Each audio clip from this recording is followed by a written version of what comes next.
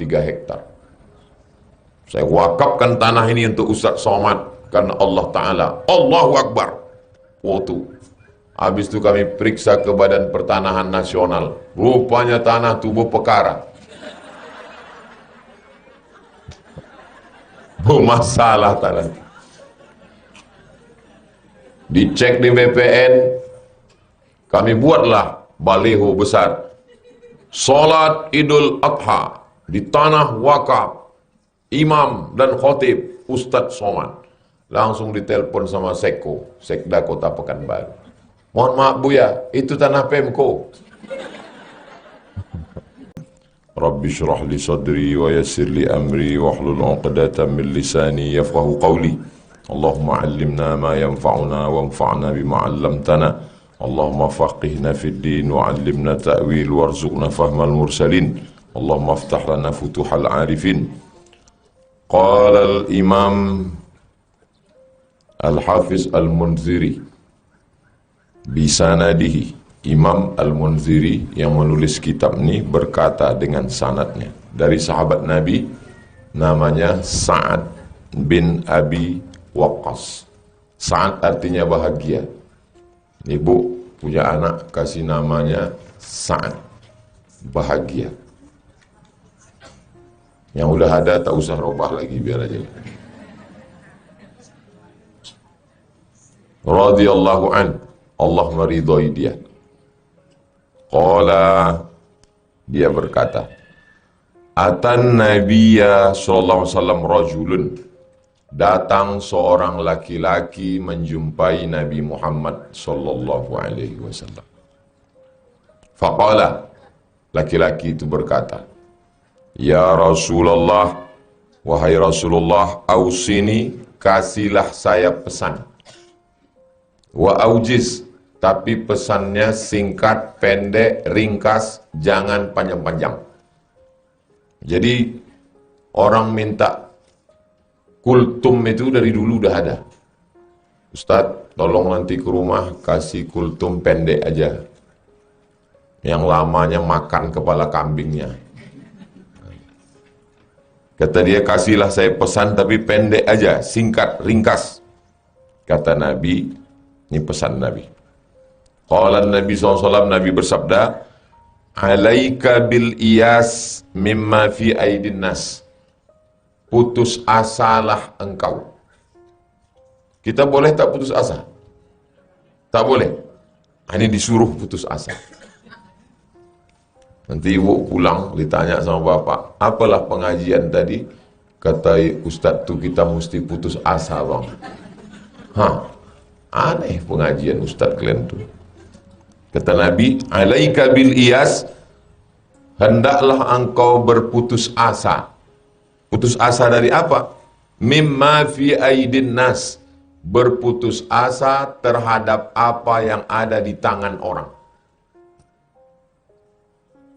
Saya ini putus asa. Putus asa dari apa Pak Ustadz? Aku putus asa dari apa yang ada di tanganmu. Apa maksudnya itu? Jangan berharap pada milik. Sedang yang disuap aja kadang bisa lepas. Apalagi yang masih di dalam kantong orang. Jangan terlalu banyak berharap pada orang. Sumber kekecewaan adalah terlalu tinggi pengharapan, terlalu banyak ekspektasi, tak sesuai dengan kenyataan. Makin tinggi pengharapan, makin banyak keinginan, makin dalam kekecewaan. Boleh untuk dibuat baju kaos.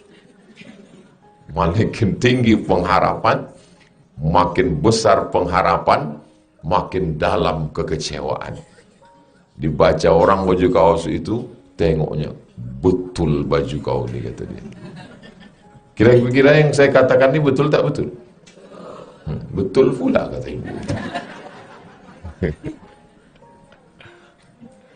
Jadi saya tak pernah berharap apa yang ada pada orang. Yang saya harapkan hanya apa yang ada pada saya untuk bekal saya menghadap Allah Subhanahu wa ta'ala.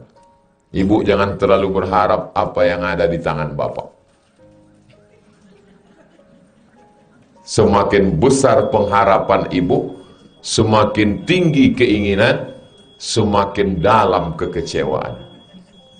Memang betul kata Ustaz tu bang. Itulah tadi yang disampaikannya itu.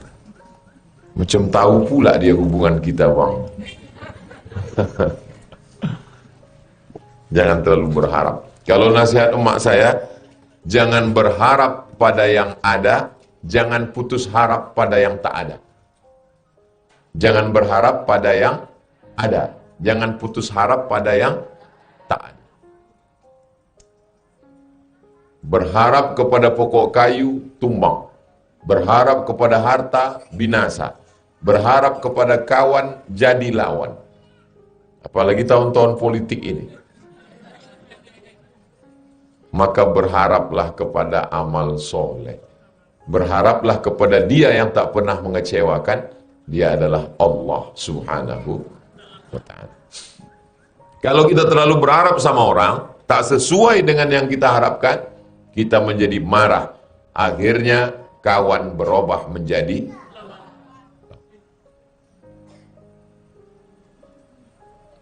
betul semua yang Ustaz sampaikan. Iyalah, kalau tak betul mana pula Ustaz menyampaikan yang tak betul. Alaika bil iyas, hendaklah engkau putus asa. Mimma fi aidinas, jangan berharap pada apa yang ada di tangan orang. Mau dia kasih, alhamdulillah. Tak dia kasih, bukan rezeki kita. Kita berharap kepada Allah. Jangan berharap pada manusia. Jangan minta kepada makhluk, minta kepada Khalik yang menciptakan. Singkat cerita, bulan Maret 2020 Covid. Maret, April, Mei, Juni. Maret 2019. Maret 2020. Maret, April, Mei, Juni, 6 bulan kami tak keluar-keluar. Semua acara online.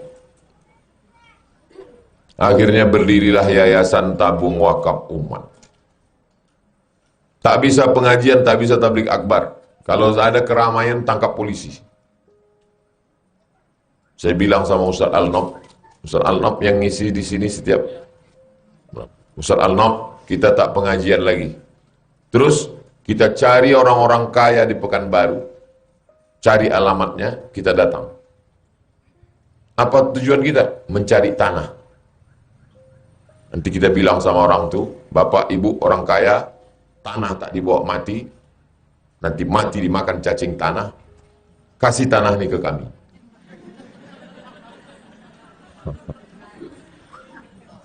Okeylah kata Ustaz Al-Nob. Nanti ibu tanya ke Ustaz Al-Nob. Akhirnya kami pun ke rumah orang-orang kaya di Pekanbaru. Ini ceritanya ini tentang putus asa dari tangan orang kaya. Akhirnya orang itu pun mengasih tanah lah. Saya malu melihat Ustadz orang Riau ke sana kemari. Ini saya kasih Ustadz tanah, jangan pergi lagi jauh-jauh. Kasih tanah 3 hektar. Saya wakafkan tanah ini untuk Ustadz Somad karena Allah Ta'ala. Allahu Akbar. Waktu. Habis itu kami periksa ke Badan Pertanahan Nasional. Rupanya tanah tubuh perkara. Masalah tanah. Dicek di BPN, kami buatlah baliho besar. Salat Idul Adha di tanah wakaf imam dan khotib Ustadz Somad. Langsung ditelepon sama Sekda Kota Pekanbaru. Mohon maaf Buya, itu tanah Pemko. Nah, akhirnya pergi kami ke rumah Pak Jamil Seko. Kata Pak Jamil, ikut tanah itu tanah kami Buya. Hah, kamilah akad. Coba cek titik koordinat di BPN. Tanah itu bermasalah. Ditelepon balik, Pak, tanah yang Bapak kasih itu bermasalah. Dek bermasalah, itu lama kau kasih.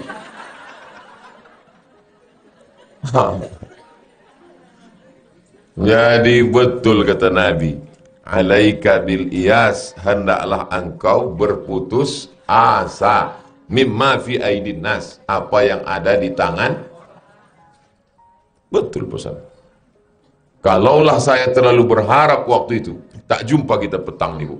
Saya udah terjun ke jembatan Letong. Jangan terlalu berharap kepada manusia. Akhirnya kami Ustaz Al-Naf tenang aja. Datanglah Pak Edward Sanger. Kenal Ibu Pak Edward Sanger? Bilang aja lah kenal. Mantan wali kota Pekanbaru. Pernah jadi PJ, PLT, wali kota pengganti dulu. PLT. PLT itu artinya pejabat lillahi ta'ala. Kata dia, saya dulu Ustadz pertama jadi PNS, gaji pertama saya belikan tanah ini. Inilah yang mau saya wakafkan. Itulah yang jadi pesantren Nurul Azhar sekarang. Di Palas. Setelah pagarnya siap, datang bapak-bapak. Datang bapak-bapak menengok pagar ini. Kata dia, bagus sekali pagarnya. Saya kasih 2 hektar lagi. Dapat tanah yang baru, di Palas juga. 2 hektar. Kata dia, gara-gara menengok pagar, nilai saya kasih 2 hektar. Kalau bagus nanti kelolanya, di depan ini masih ada 5, saya kasih lagi. Allah mengganti. Begitu juga dengan tanah Rimbo Panjang. Itu sebelah kiri ada kebun kelapa sawit. 30 hektar. Kata dia, Ustadz Somad mau berapa? Saya 2 hektar aja cukup. Oke, sisanya kami buat perumahan. Nanti Ustadz ambil 2 hektar. Murah aja kali 100.000, 2M. Bismillah, Allahu Akbar, Al-Fatihah. Udah selesai. Sampai sekarang tak datang-datang orang. Jurus saya ini, alaika bil iyas, hendaklah engkau putus asa mimma fi aidin nas. Putus asa dengan apa yang ada di tangan orang. Kalau berharaplah saya ke tanah itu, itulah mau bercakap suang sampai jam 2 malam. Jam 2 malam, tanah 2 hektar, tanah 2 hektar, tanah 2 hektar, tanah 2 hektar. Dah, batal yang itu. Akhirnya yang di seberang sana, yang ada masjid macam Namiroh itu, di belakang itu ada tanah kosong. Udah hampir jadi. Rupanya pas dicek di BPN, tanah itu adalah tanah gambut. Keluar peraturan baru, tanah gambut tak keluar suratnya. Dah, ada satu lagi yang mengasih dekat akap. Udah ditengok dekat akap. Lama saya berpikir, ini dekat akap nih jauh. Kalau datang pagi, petang baru bisa saya balik. Habis waktu di jalan. Udah, akhirnya saya tak peduli lagi. Udahlah, cukup apa yang ada ini aja. Pagi-pagi tiba-tiba ada pengumuman kecil di tepi itu, Jalan Semak itu. Dijual tanah 2 hektar. Saya suruh Pak Sulung menghubungi. Saya tak yakin. Yang dihubungi itu pun lebih tak yakin. Kata Sulung, ini Ustadz Somad mau beli tanah ini. Kata dia, yakin betul ada Ustadz Somad? Iya. Naik dia ke rumah. Naik dia ke atas rumah, ditengoknya ada gambar-gambar saya. Oh ya betul ini Ustadz Somad. Betul. Akhirnya janjian jumpa. Rupanya jamaah dulu pengajian di An-Nur, di Al-Falah. Nah, itulah jadi tanah itu. Panjangnya 500 meter. Nampak dari sini asrama. Itu mau dibangun asrama 36 kamar. Nanti ibu lalu pulang, lewat situ, tengok asrama itu, bacakan Al-Fatihah. Bacakan Al-Fatihah, bacakan selawat, angkatkan tangan. Ya Allah, turunkan rahmatmu supaya selesai 36 kamar. Selesai 36 kamar, belajar anak-anak di situ. Kuncinya satu, putus asa dari apa yang ada di tangan orang. Berharaplah pada apa yang ada di tangan. La haula. Jelas? Putus kaji.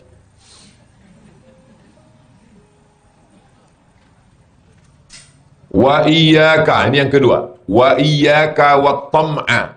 Janganlah engkau tamak. Tamak itu bahasa kitanya rakus. Hah? Palancau. Janganlah engkau tamak. Fa innahu faqrun hadirun. Karena tamak itu adalah fakrun, kefakiran, hadirun yang selalu datang. Orang yang tamak itu selalu merasa fakir, fakir, fakir. Fakir itu artinya kurang, kurang, kurang. Kalau miskin, ada pendapatan tak mencukupi kebutuhan, itu miskin. Kalau fakir, tak ada pemasukan sama sekali, itu fakir. Lebih parah miskin atau fakir? Lebih parah fakir. Orang yang tamak itu kata Nabi, fakrun hadirun, fakir yang selalu datang. Rumah bapak besar, mobil bapak banyak, duit bapak banyak. Betul Pak Ustaz, tapi masih banyak utangku lagi. Apa namanya itu? Fakrun hadirun, selalu merasa fakir, kurang, kurang, kurang, kurang. Jadi yang paling dikhawatirkan ini bukan miskin, tapi orang kaya bermental, orang kaya mental fakir. Ada bapak kepala kantor agama di Pelalawan, diajaknya saya makan di jalan Pelalawan, simpang pom bensin yang bagus rumah makan. Ustaz, ayo awak makan. Ayo, kan tak ada doa tolak makan kan, yang ada tolak bala kan. Lo makan apa pula ditolak? Ayo. Ditengoknya saya makan sikit, kata dia, Ustaz jangan makan sikit, makan aja semua, nanti kalau kita mati tak bisa makan lagi. Ada orang kampung saya Pak Ustadz, kalau lewat 10 kol diesel, 7 punya dia. Lewat 10 kol diesel, 7 punya dia. Kaya apa miskin? Kaya. Berarti 3 itu yang punya orang, 7 punya dia. Tapi kalau berangkat dari rumah Ustadz, pakai botol, tapi isinya diisi minyak, diisi air masak dari rumah. Botolnya diisi air masak di rumah. Tak mau membeli minuman botol. Botol diisi. Kalau ada laki ibu macam itu, diisi air masak dari rumah. Di dalam tasnya Pak Ustadz, tasnya macam tas laptop, isi rebus pisang. Asal lapar perutnya, dibukanya lah tas laptopnya itu, makan rebus pisang. Kalau makan sama dia Pak Ustadz, makan sama dia, pas giliran membayar, pura-pura dia mencret ke dapur. Nah, itu namanya tamak. Fakrun hadirun, 9 kol dieselnya tak mau beli air botol. Saya tanya, mana dia sekarang Pak? Mati. Kemana lah kol dieselnya itu? Habis diambil bininya. Nikah sama brownies, berondong manis.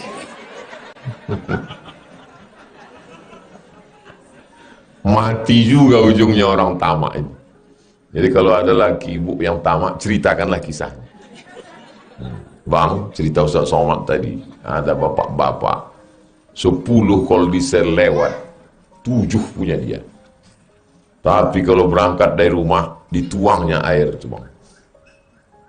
Di dalam tasnya rebus pisang, saking kan pelitnya. Mungkin bininya pun kurus kering di rumah, tak dikasihnya belanja. Pasti bapak tuh penasaran, mana dia sekarang dek? Mati bang. Jadi abang baik-baiklah sama aku bilang. Nah itu tambahan dari ibu, tak apa-apa.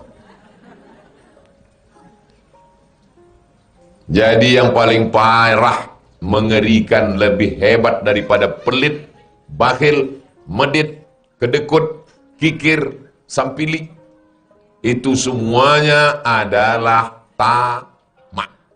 Orang tamak menggeser sempadan tanah. Orang tamak tak mengasihi tamu teh manis. Kalau singgah kita ke dapurnya, numpang ke WC, numpang aku ke kamar mandi kok sebentar ya? Iya, ditengok di toples tuh garpu. Tak sendok di dalam. Kenapa? Kalau sendok banyak terambil waktu buat teh.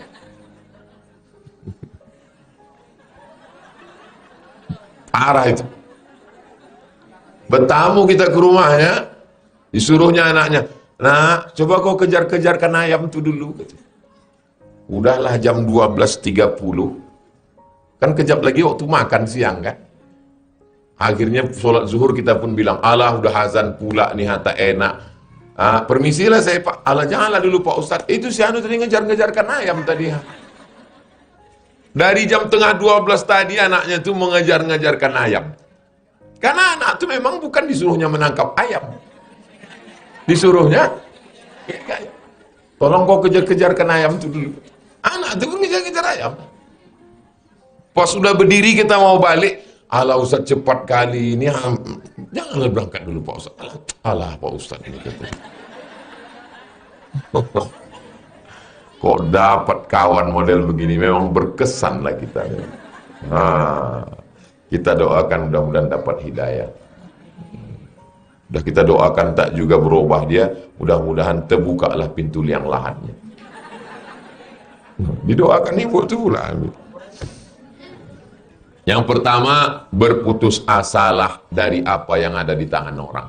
Yang kedua, jangan sampai ada tamak, karena tamak itu membuat kita selalu merasa fakir. Yang ketiga, wa iyyaka wa ma yu'tadharu minhu. Wa iyyaka, hati-hati engkau, jangan kau melakukan sesuatu wa ma yu'tadzara minhu, yang akhirnya kau minta maaf. Pikir dulu pendapatan, sesal kemudian tiada berguna. Jangan sampai setelah cakap keluar baru menyesal, mau minta maaf, mimda te malam wa udah panlu. Iyyaka wa ma yu'tadzaru minhu. Hati-hatilah engkau, jangan sampai kau melakukan sesuatu yang akhirnya kau minta maaf. Tapi kalau tersilap, tersalah, apa boleh buat? Nasi sudah jadi tai ayam. Jangan malu minta maaf. Saya kalau salah, saya kalau silap, saya minta maaf. Makanya setiap di akhir tausiah selalu itu saya bilang, maukah Bapak Ibu memaafkan segala silap salah saya? Maaf, katanya. Habis. Tapi sebelum itu berpikir kita dulu. Jangan bercakap lempang-lempung, pungpang, tak dipikirkannya. Macam tempurung kelapa digasak sama kukuran. Tahu Ibu kukuran kelapa? Berputar terus.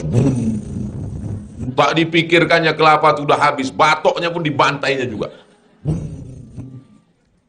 Pikir baik-baik. Karena kalau udah kata nih menyentuh perasaan orang, permisi dia langsung. Permisi ya Mbak, katanya, balik. Macam kaca jatuh ke batu. Galah patah boleh disambung, kaca retak boleh direkat. Tapi kalau sudah hati yang hancur, kemana obat akan dicari. Boleh untuk update status besok pagi. Ibu, seragam hitam nih dari majelis taklim mana Bu? Bukit Tinggi Urang Awak Kasadonyo. Salamek datang di Rimbo Panjang. Jamaah kami ko indak ado saragamnyo. Ala 2 tahun mengaji, indak ado basaragam. Mohon maaf, 10 jari diangkek sabaleh jo kapalo. Memang ambo kecekkan kau uni ambo kecekkan awak memang indak basaragam. Dek apa? Sebab di beberapa tampek orang indak tibo dek malu alun lunas saragamnya. Tapi ibu lanan dari Kamang lanan basaragam rancak mana elok. Mantap, sanang kami mendengar mencaliannya. Pengajian sore Jumat di Siko, sore Jumat selapeh asa, indak basaragam, indak ba iuran. Tapi alhamdulillah sampai kini indak putui kuih kotak. Entah dari mana tibonya, itu Allah Ta'ala yang punya kuasa. Mendengar ibu-ibu dari Bukit Tinggi baru bahlo bahasa awak kini kau. Aloi. Lain marati ibu-ibu. Rupanya ibu, kau orang Bukit Tinggi je.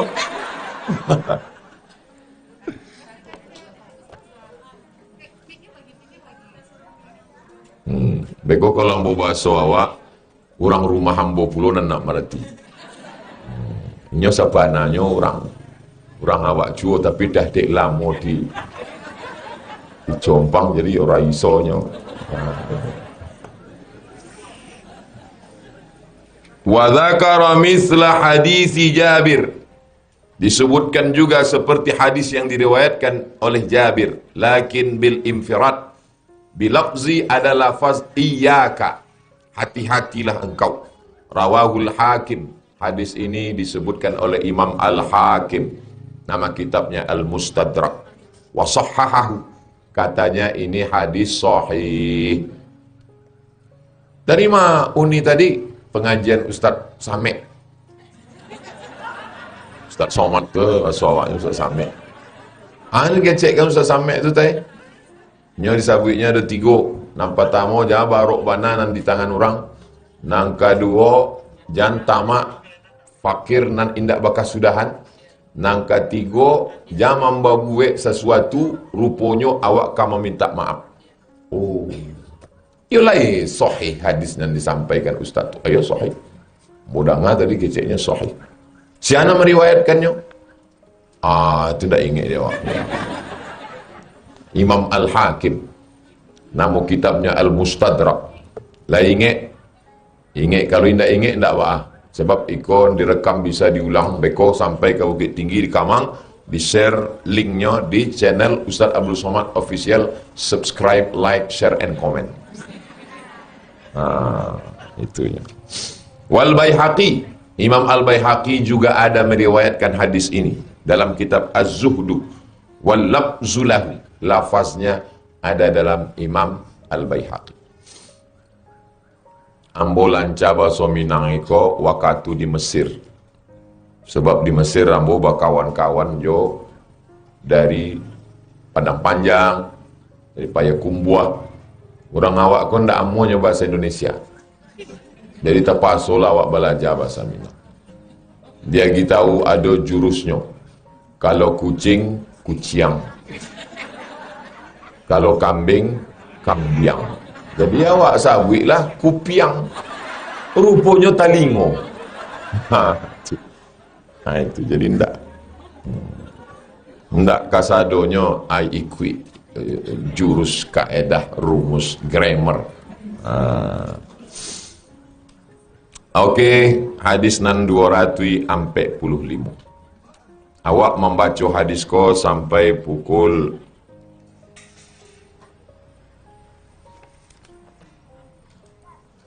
pukul 6. Pukul 6. Pukul 6 kurang 5 balik. Nanti ambo akan menjawab pertanyaan-pertanyaan.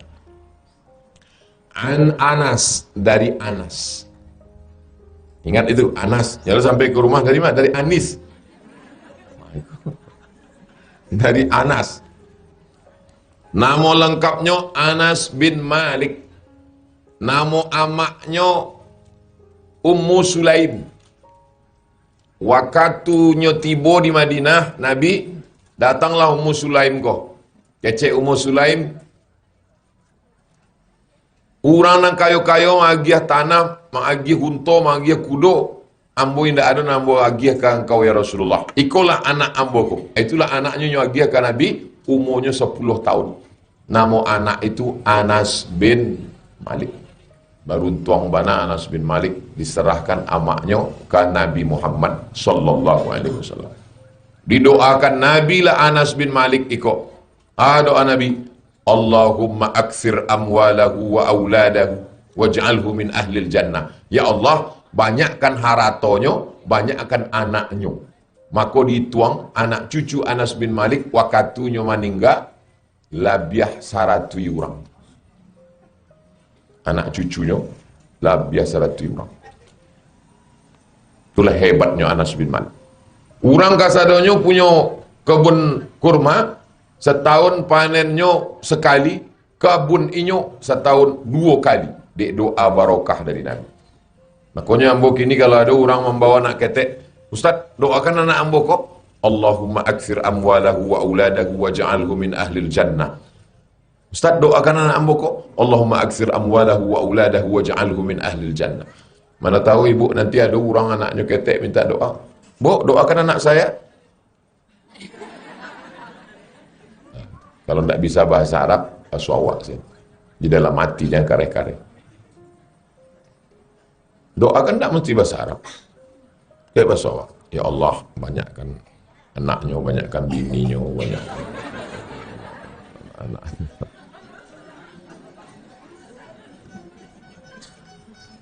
Anna rajulan minal ansar. Ada seorang laki-laki dari Ansar. Sahabat Nabi yang pindah dari Makkah namanya Muhajirin. Sahabat yang menolong di Madinah namanya Ansar. Atan Nabiya, datang dia kepada Nabi sallallahu alaihi wasallam. Yas'aluhu, dia bertanya. Faqala, ama fi baitika syai'un. Apakah di rumahmu ada sesuatu?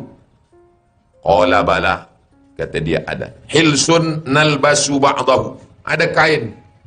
Nalbasu ba'dahu, ada kain panjang, sebagiannya kami jadikan pakaian. Wa nabsutu ba'dahu, sebagiannya kami jadikan tikar alas, lapiat. Wa qa'bun nasrabu fihi minal ma', dan ada pula cawan tempat kami minum. Ada kain, tikar, cawan. Orangnya sederhana, tak kaya.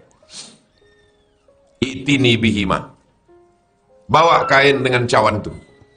Fa'atahuma bihima, diambilnya lah cawan dan kain tadi. Fa'akhadahuma Rasulullah biadih, diambil Nabi. Lalu Nabi bertanya kepada sahabat, man yashtari haza ini? Siapa yang mau membeli kain ini? Siapa yang mau membeli cawan ini? Qala rajulun ana akhuzuhuma bidirham. Saya beli ya Rasulullah. Kain dengan cawan itu saya bayar 1 dirham. 1 dirham itu 3 gram perak. 1 gram perak 70.000. Sebenarnya lebih, tapi karena kita udah lama kenal 70 aja lah. 1 gram 70.000. 3 gram berarti 210.000. Mangkok dengan tikar itu saya bayar 3 gram. 210.000. Qala Rasulullah, man yazid? Siapa yang mau beli lebih? Man yazid? Siapa yang bisa bayar lebih? Ala dirham. 3 kali ditawarkan Nabi. Siapa yang bisa lebih 3 dirham? Siapa yang lebih 3 dirham? Siapa yang bisa lebih 3 dirham? Faqala rajulun, datang seorang laki-laki. Ana, saya, akhuzuhuma bidirhamaini. Saya beli 2 dirham.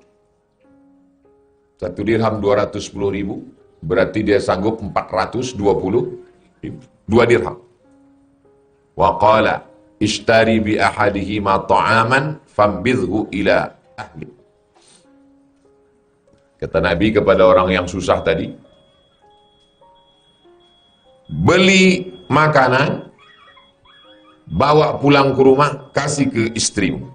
Wabil akhari qaduman fa'tini biha. 1 dirham untuk beli makanan, 1 dirham bawa ke sini. Fa'atahu bihi fashadda fihi Rasulullah sallallahu alaihi wasallam biyadihi. Lalu kemudian Nabi sallallahu alaihi wasallam mengikat tongkat. Fashadda fihi Rasulullah sallallahu alaihi wasallam udan yauman biyadihi summa qala, kata Nabi, izhab fahtatib, pergilah engkau cari kayu bakar. Wabi', pergilah cari kayu bakar. Itu ada banyak kayu situ, cari kayu bakar, habis itu jual kayu bakar untuk dapat duit. Wala arayannaka 15 yauman, saya tidak akan melihatmu 15 hari dari sekarang. Pergi cari kayu bakar, nanti dapat duit, jual, dapat duit.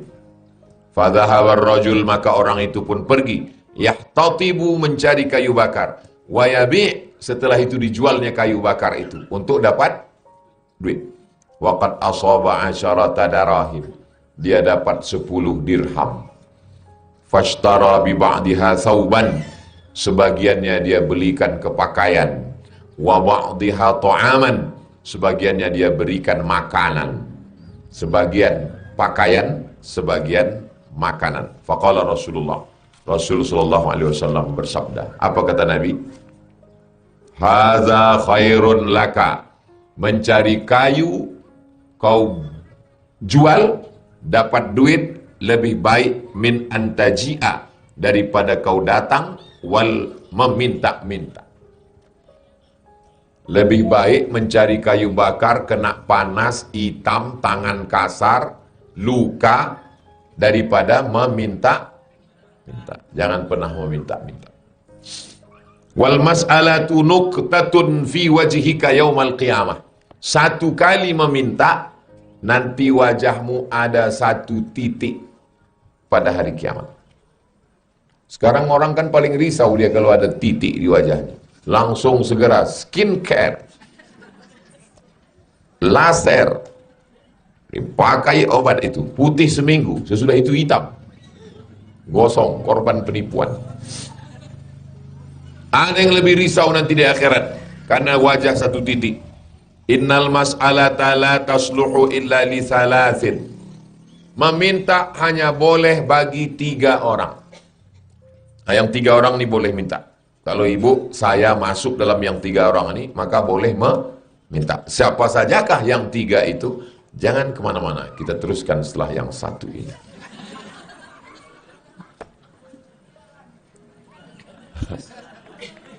Yang pertama, yang boleh meminta-minta adalah Dzi faqrin mudqi'in, orang yang sangat fakir. Fakrin, fakir. Mudqi'in, yang amat sangat fakir, sampai menempelkan badannya ke tanah yang tak ada tanaman. Ingat saya waktu kecil dulu kalau udah disuruh mak puasa, ya saya ditempelkan perut nih ke bawah tempat tidur, ke lantai. Saking kan laparnya, ditempelkan badan nih ke tanah. Ah, itu boleh meminta. Tak bisa lagi bilang pisang, saking lemasnya. Pis. Itu boleh minta. Tapi kalau masih ada lagi, jangan meminta. Nanti satu titik muka kita hari kiamat. Jangan minta. Minta kepada Allah. Minta kepada manusia, jangan. Kalau dikasih orang, jangan ditolak. Apalagi ini udah mau dekat-dekat kampanye, banyak yang ngasih. Ambil uangnya, jangan coblos orangnya. Setuju? Wah, setuju semua orang.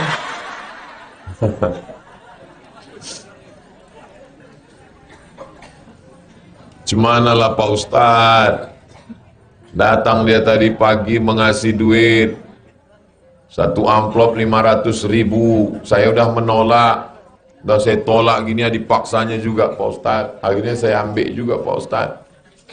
Tapi saya mesti milih Pak Ustadz. Kenapa? Karena udah disumpahnya tadi, wallahi, tallahi, billahi. Cemana nih Pak Ustadz solusinya? Puasa aja 3 hari. Ambil duitnya, puasa 3 hari, selesai. Tak mesti ikut. Dibohongi aja kita, bohongi pula dia.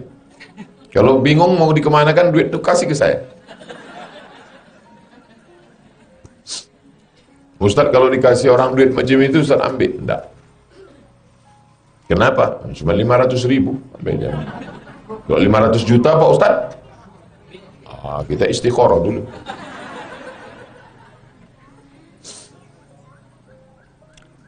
Lidzi fakrin mudqi'in, orang yang sangat fakir sampai menempelkan badannya ke tanah saking laparnya, itu boleh minta.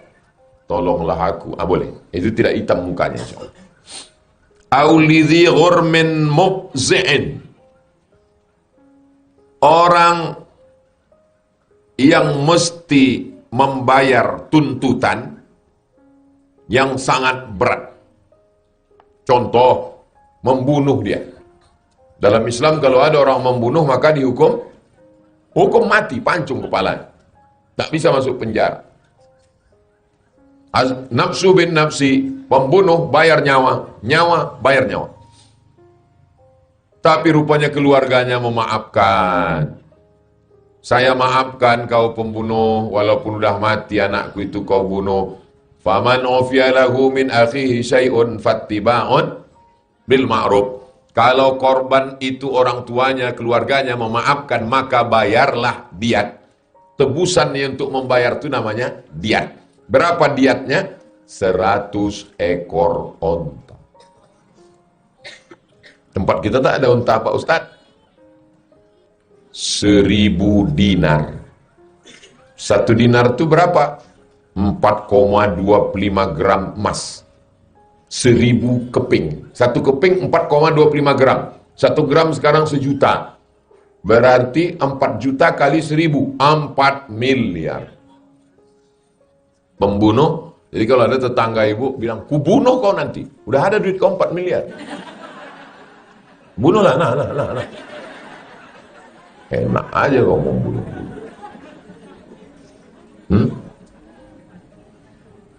1 dirham 3 gram perak.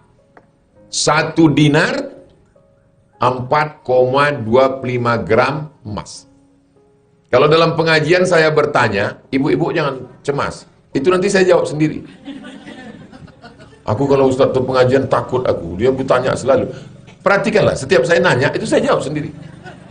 Berapa 1 gram emas, 1 dinar itu? 4,25 gram. Saya jawab sendiri, tak usah cemas. Bukan diam aja. Dia nanti dijawabnya sendiri.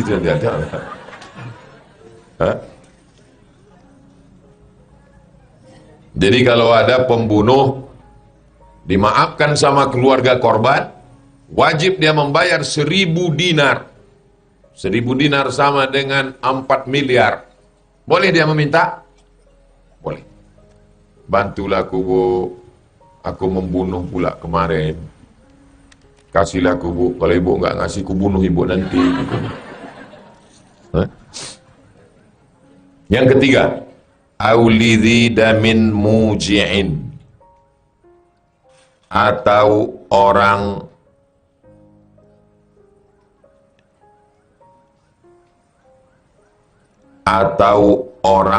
yang dibebani membayar tuntutan hukum.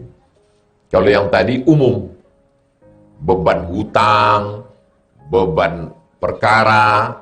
Kalau yang terakhir ini khusus dalam kasus pembunuhan saja. Sama-sama beban. Khusus pada kasus pembunuhan saja. Tapi di Indonesia ini tak ada. Di Indonesia membunuh masuk penjara. Senang pula dia. Alhamdulillah Pak Ustaz, sejak di penjara ini makan gratis, tidur gratis. Yang paling aku senang Pak Ustaz, ada lagi Pak Ustaz. Apa? Jauh dari bini, tak kena repet, kata dia. Senang pula dia di penjara itu. Udah mau dikeluarkan, tak mau pula. Bapak bebas ya? Enggak, kata dia. Kenapa? Bisa ngedar narkoba dari dalam. Kalau di luar, takut tangkap polisi. Udah di dalam, gimana mau nangkap? Di dalam dia pakai handphone. Luar biasa penjara ini sekarang. Mudah-mudahan Allah menyelamatkan Indonesia, insyaallah. Jadi kalau ibu termasuk yang salah satu dari yang 3 ini, nauzubillah, maka bolehlah dia. 1, fakir sangat lapar sampai menempelkan badan ke tanah. Boleh minta. 2, dibebani tuntutan hukum, apakah kasus hutang atau pelanggaran lainnya. 3, dalam kasus pembunuhan mesti membayar tebusan, maka masuk dalam yang 3 ini salah satunya, boleh meminta. Saya belum pernah lagi membawa proposal meminta ke pejabat, ke orang kaya, tak pernah. Kata Ustaz tak minta, itu tadi Ustaz bilang waktu sama Ustaz Alnab ke rumah orang-orang kaya. Berarti Ustaz bukan untuk saya pribadi. Bukan untuk saya pribadi. Untuk yayasan tabung wakaf umat. Kalau untuk pribadi tak pernah. Nah, minta untuk pribadi kita tak boleh. Biarlah lapar, biarlah haus, namun untuk meminta jangan. Karena itu harga diri. Berapa harga diri kita nih? Mahal. Tapi kalau udah kita ambil duit orang, payah kita bercakap. Saya sekarang bercakap sesuka hati saya. Kenapa? Karena mulut saya kosong. Kalau mulut udah berisi, tersumbat, payah bercakap. Ustaz, ini apa hukumnya? Haram.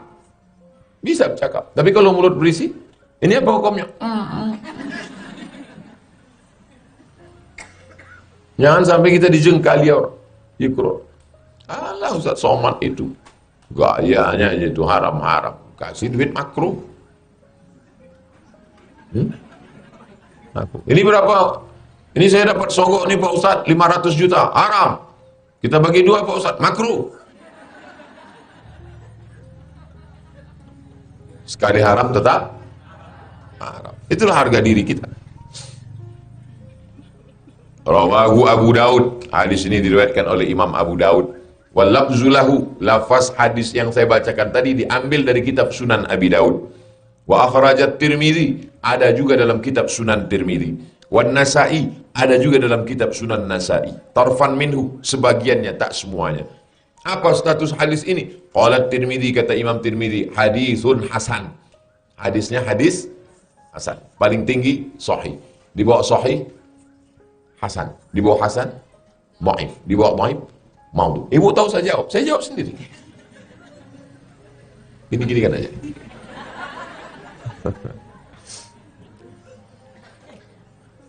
Kata-kata yang sulit dalam hadis tadi dijelaskan oleh Imam Ibnu Hajar Al-Asqalani, Imam Al-Hafiz Al-Munziri. Al-hilsu, hanya baris bawah, al-hilsu. Wa sukunul lam, lamnya baris sukun, al-hilsu. Ba'da hasin, al-hilsu. Kisaun, kain. Gholizun, kain kasar.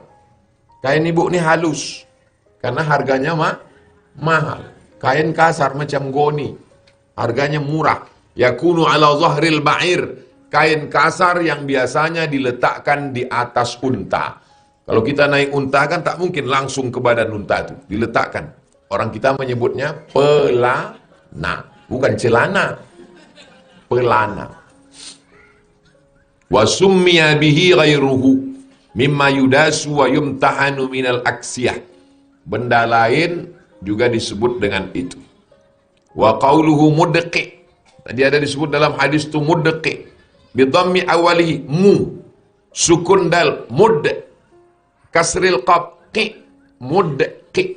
Cara membacanya mudqi. Artinya asyadid, orang yang dalam kesulitan, alladzi yalsiqu sahibahu bid-duqa ail ard alladzi la nabata biha. Orang yang dalam kesulitan, kesusahan, kepayahan, sampai menempelkan badannya ke tanah, saking susahnya, saking laparnya. Tak sanggup lagi berdiri. Tak bisa tulang belakang ini tegak.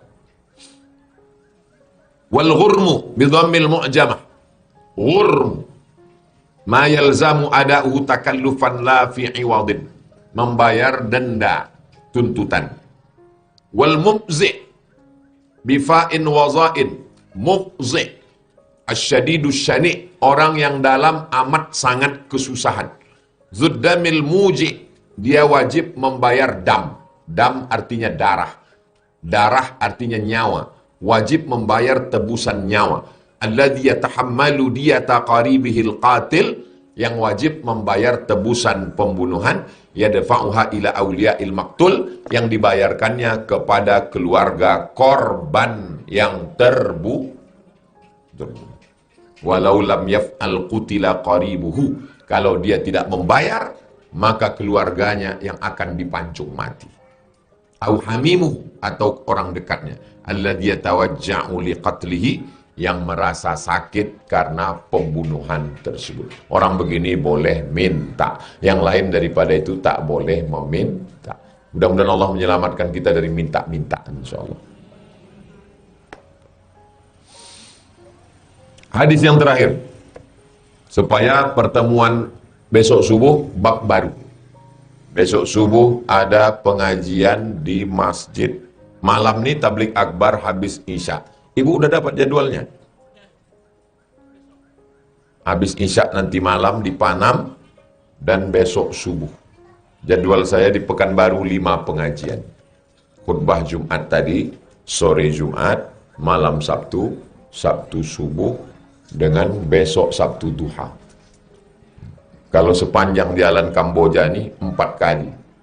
1, 2, 3, 4. Pengajian di sini 1 kali. Jumat ke.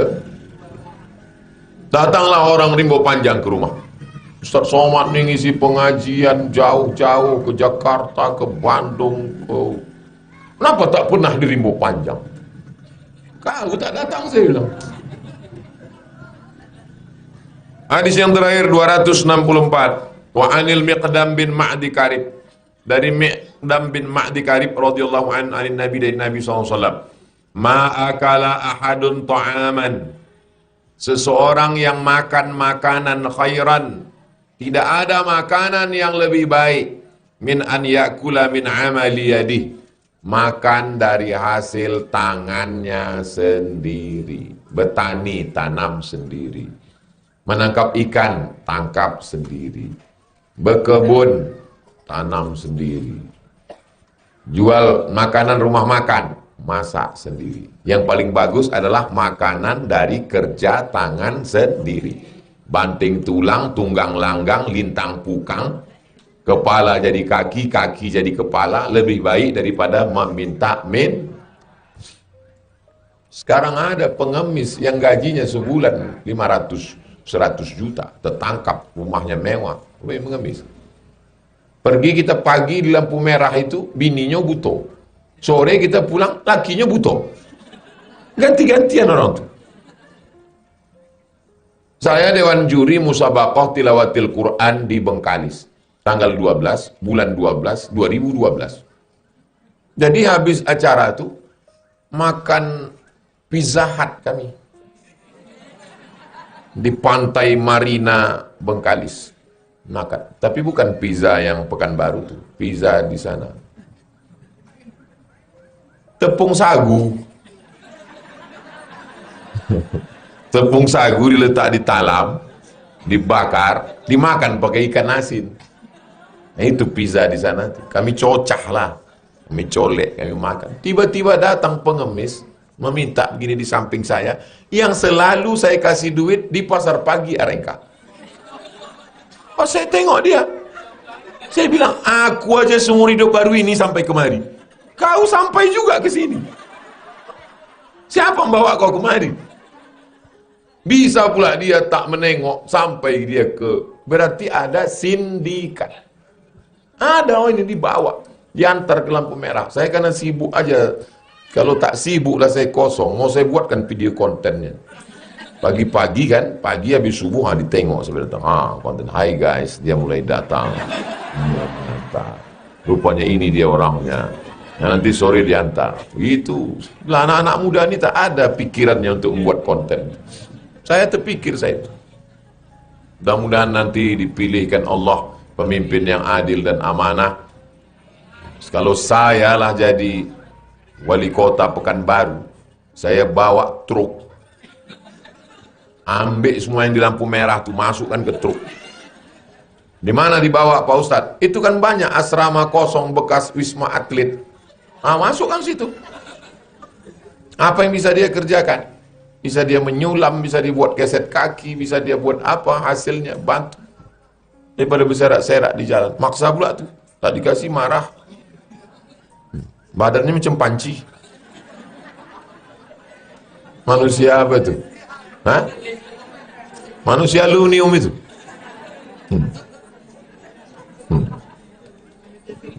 Manusia silver. Itu padahal kalau lama-lama dipakai bisa kena kanker kulit. Kasihan kita itu. Padahal negeri ini kaya sekali. Minyak terbaik di dunia minyak Riau. Riau ini di bawah minyak, di atas minyak, di bawah minyak bumi, di atas minyak jelantah. Minyak sawit. Tak usahlah kita ceritakan, panjang ceritanya nanti.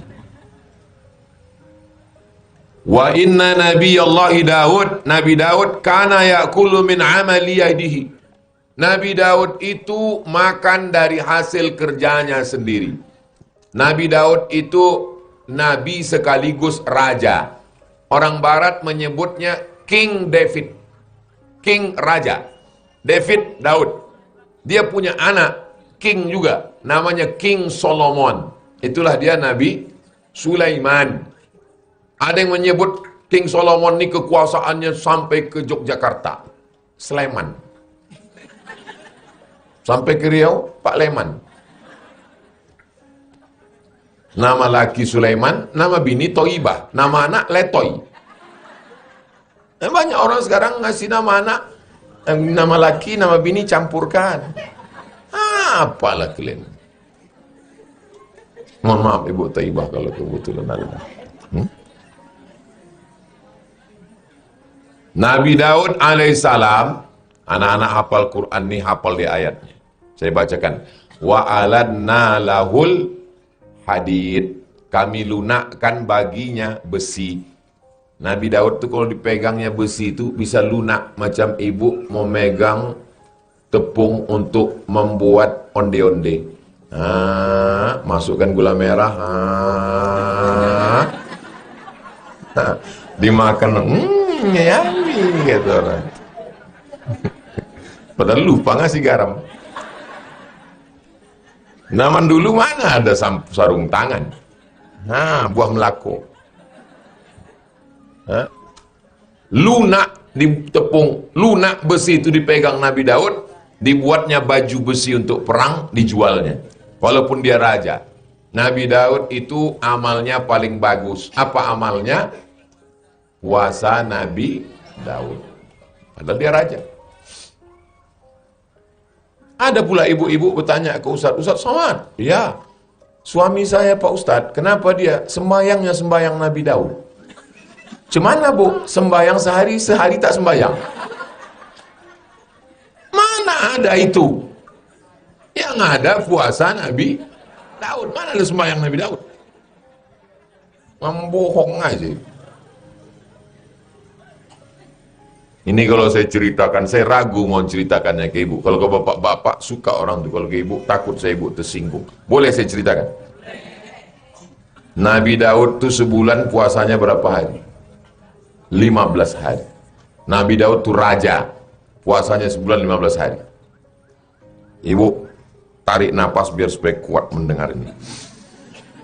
Udah, Nabi Daud tuh istrinya 100. Nabi Daud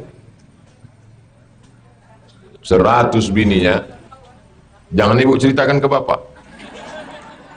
Nanti kalau mendengarkan video ini, pas sudah sampai cerita Daud, abang lewatkan sedikit bang. 100 bininya, tapi dia sempat sebulan puasa 15 hari. Bapak tuh bininya, ibu lah satu-satunya, tak pernah puasa sunat. Pas jumpa nanti sama Nabi Daud, tengok Nabi Daud, kau berapa bini kau? 1. Pernah kau puasa sunat? Tidak. Kik gitu Nabi Daud. Nabi Daud tuh raja, duitnya banyak, penguasa, anaknya raja, puasanya 15 hari dalam sebulan, dan amal, tak usah diulang lagi. Dan amalnya dari tangannya sendiri. Mudah-mudahan anak-anak kita jadi raja macam Daud. Siapa nama anak ibu? Daud. Mantap. Apa kerjanya sekarang? PNS Pak Ustaz. Rawahul Bukhari. Hadis ini ada dalam Sahih Al-Bukhari. Sahih Pak Ustaz. Kalau udah Sahih Bukhari, Sahih. Itulah hadis yang kita kaji petang ini. Besok subuh, bab baru.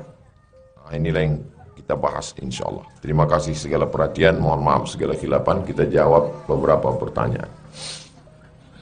Macam arisan. Hah? Tah blender siapa lah yang dibawa? Ini ustazah ini mungkin.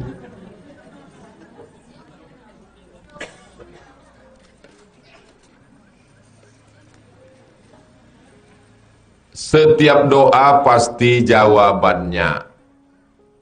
Apa yang mujarab buat penyakit dan kesulitan Pak Ustaz?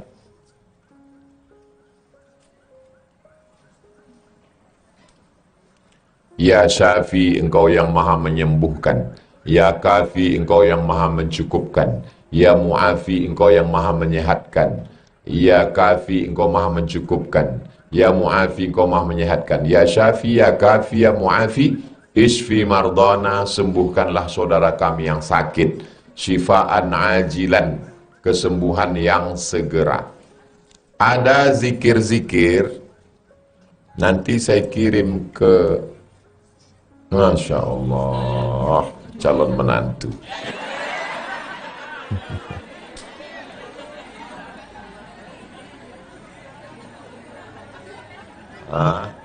Ada zikir-zikir.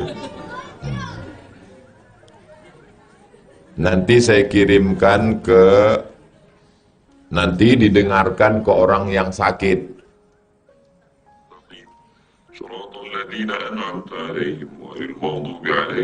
10 menit. MP3. Kalau ada saudara yang sakit, didengarkan habis subuh, habis maghrib, mau tidur malam. Kalau ada speaker di situ, rumah atau rumah sakit di ICU, dengarkan terus. Nanti dikirimkan, ibu-ibu ini ada grupnya. Nanti dikirimkan ke grup. Saya kirim sekarang ke Ustazah Neti. Nanti dia ngirim ke ibu-ibu. Kirimkan ke ibu-ibu. Dah. Ibu simpan. Dengarkan ke orang sakit. Bapak tuh kalau tak sembahyang subuh dia besok, dengarkan telinga dia. Sama kita berdoa kepada Allah, mudah-mudahan diberikan kesehatan, ketenangan batin.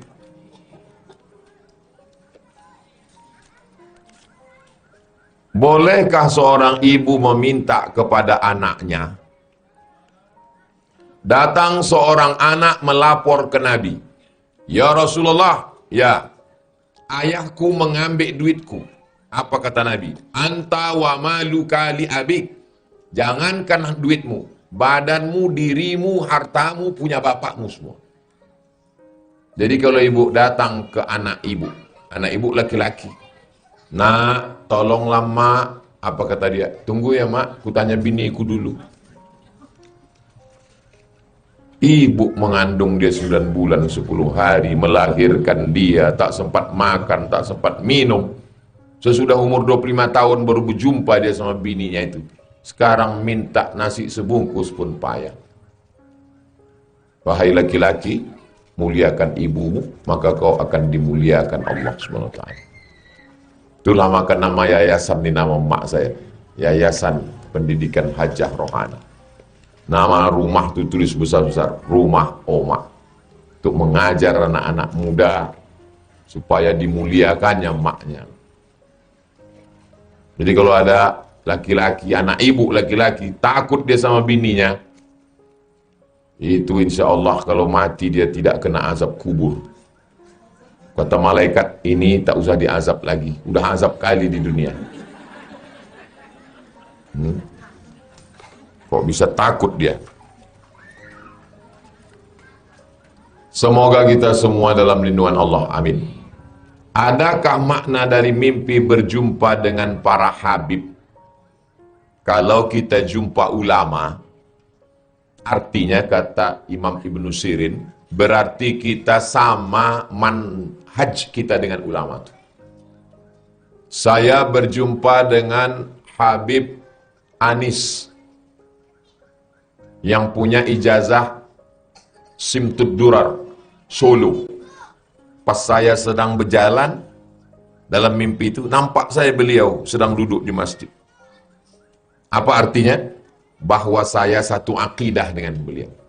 Akidah saya Asy'ari, fikih saya Syafi'i, saya bertasawuf Sunni, dan pencinta habaib zuriat Nabi sallallahu alaihi wasallam.